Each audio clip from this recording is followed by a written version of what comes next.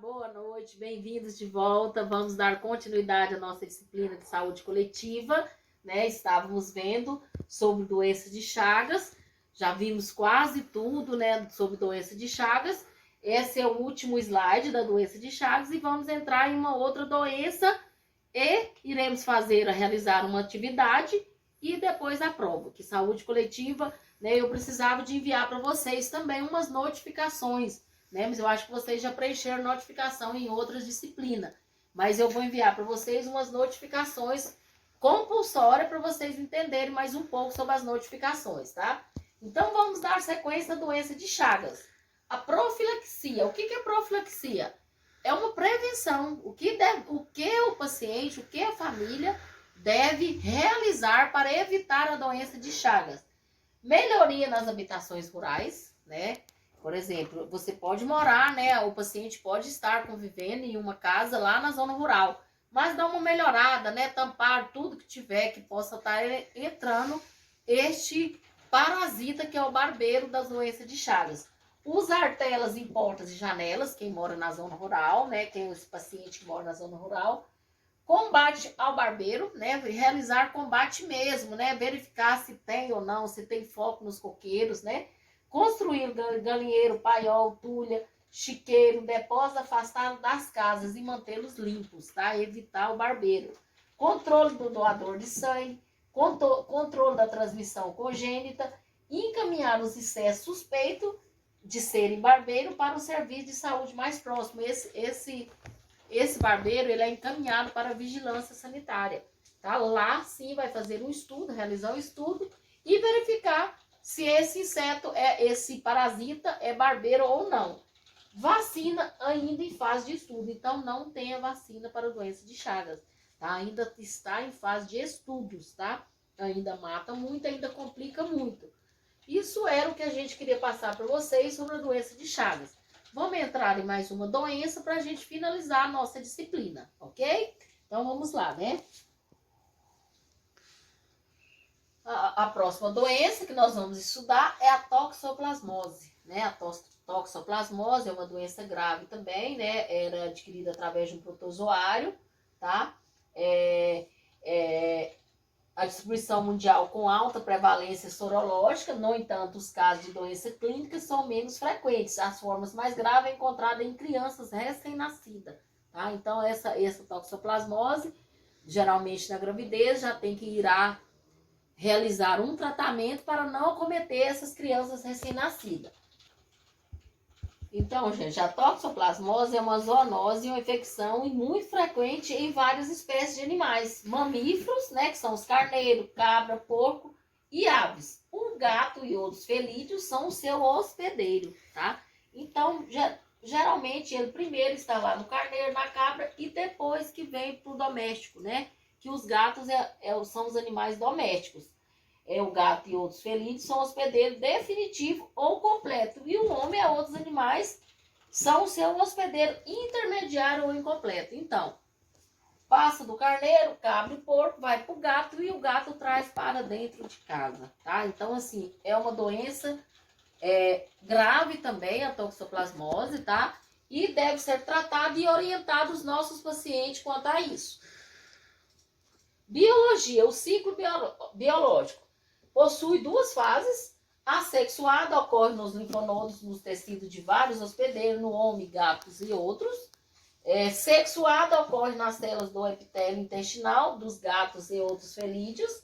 Dessa forma, a toxoplasmose gondii apresenta um ciclo heteroxigênico, onde o gato é o hospedeiro definitivo e o homem e outros mamíferos são hospedeiros intermediários, tá? Então, assim, para vocês entenderem, a toxoplasmose, né, é uma doença que acomete o homem ou o ser humano através dos gatos, né? Que é o gato que passa para o ser humano. Ciclo biológico, fase sexual, um hospedeiro suscetível, homem, ingere ocisto maduros, que é liberado no tubo digestivo, sofrerá intensa multiplicação. Então, ele é agressivo, né? Intensa multiplicação intracelular. E após a passagem pelo epitélio intestinal, invadirá vários tipos de células do organismo, formando um vacúolo parasitóforo, onde sofreram inúmeras divisões, formando novos taquizóitos, que irão romperem as células e invadir novos, iniciando um novo ciclo.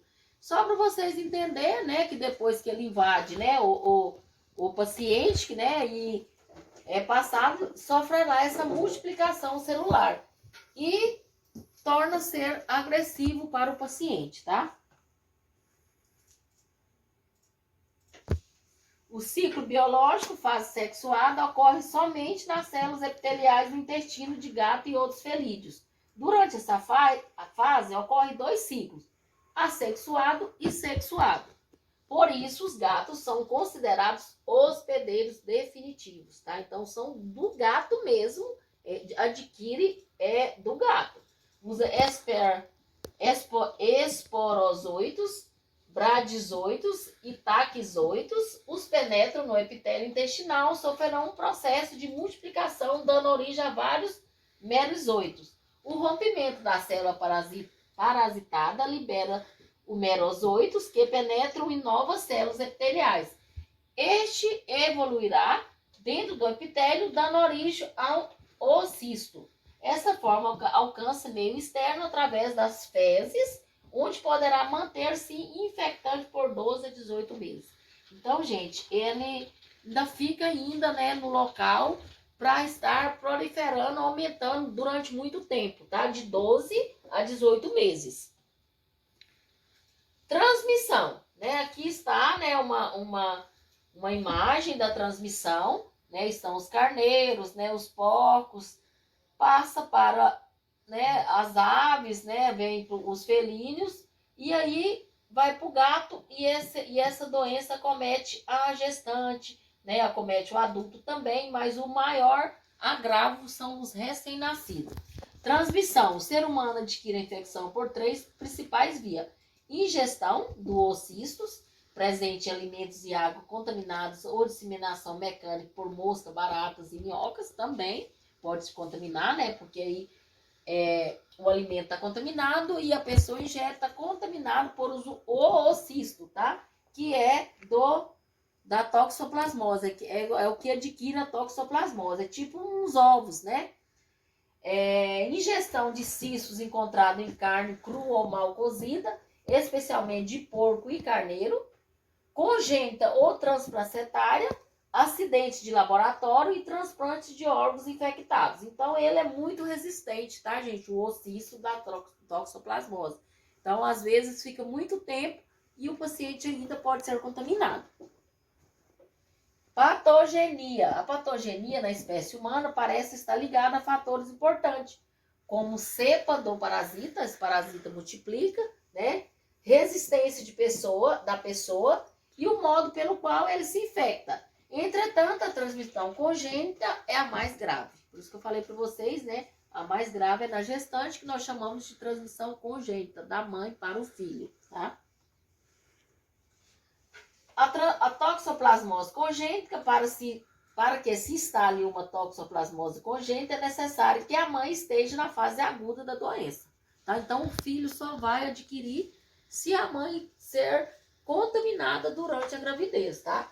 As consequências para o feto dependerá de alguns fatores, como grau de exposição do feto, da virulência da cepa e do período da gestação.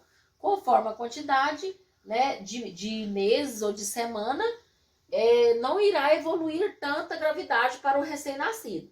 Primeiro trimestre é o aborto, tá? Então, se tiver de 16 semanas a mais, irá, né, ter complicações para esse recém-nascido, mas não terá o aborto. Segundo trimestre, aborto ou nascimento prematuro, podendo a criança apresentar-se normal ou com alguma anomalia grave, tá?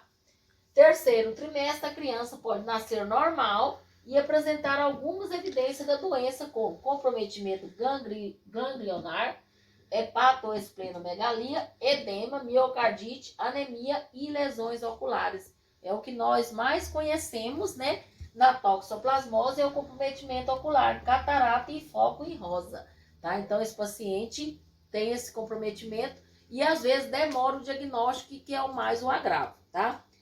Por hora é só, daqui um pouquinho a gente retorna para o segundo momento.